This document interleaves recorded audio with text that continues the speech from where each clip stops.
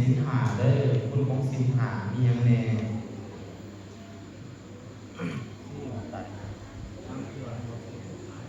นะโมตัสสะภะคะวะโต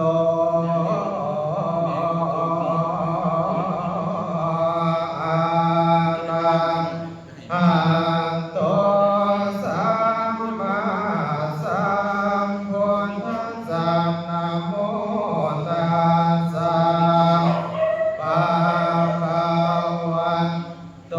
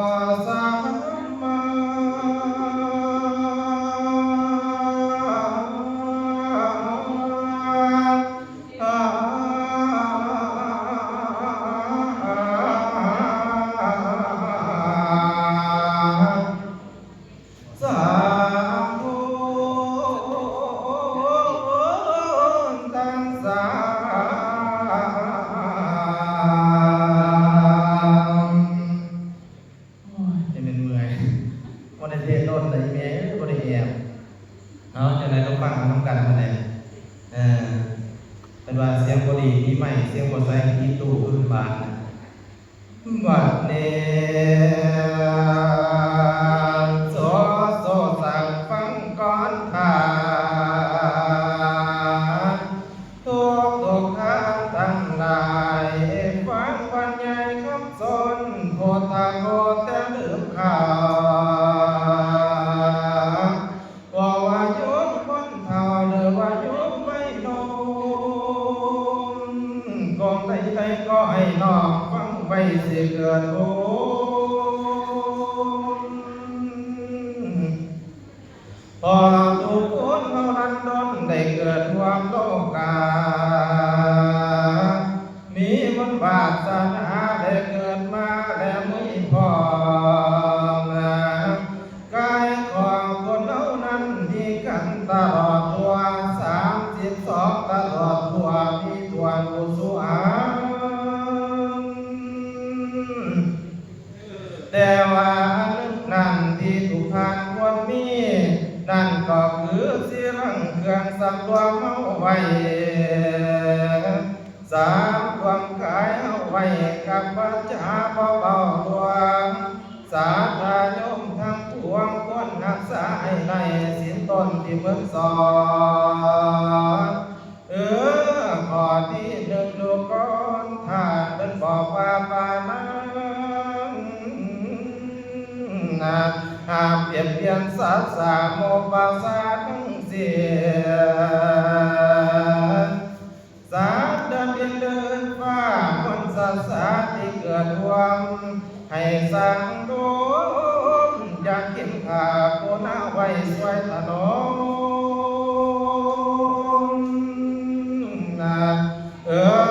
ข้อที่สองฟังพ่อไม่สร้างโยทำเกียรติเองอย่าสิเป็นขโมยนั่งสิ่งของอันเขาหาม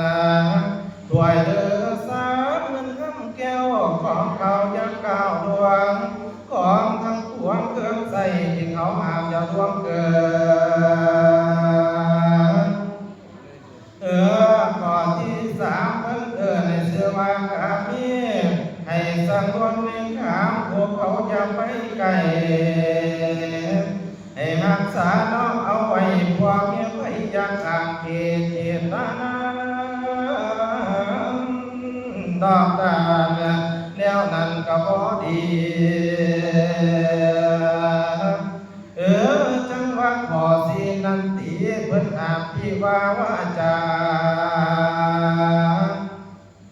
ภาษาผ้าเอิญบางมุสาเบากินว่าดวงดอกว่าสอพอ สอสำแดงตนเบาใจเบาตอบโอยมันเพื่อได้เห็นเดียวนานานาอ่านว่าหอกขานว่าหากข้อนั้นเดินวางสุรามินของพามือเมาพินสาโนยาเราของเงินเมาผ้ามัวสิพาตัวให้ต่อยตำน้ำแต่ความเดือดร้อนเป็นเมื่ออยู่บ่ไปหากข้อนี้เพื่อเดินมามีน้ำบาสินนาไม่แปลว่าหนทางควรสิเกิดมีเพราะสินตาสิเกิดมีเพราะสินตาคนสิรังเฮาได้ดอนเฮาทุกคนก้าวรู้ทวงซอยครอบครัวอดอุ่นในถ้าไปตั้งว่าต่อเสียประเทศชาติกาเสียนเสียนดุจพ้นจากความจรพอตัวคนถือเสียนบอกเพียงพันไปทำจัว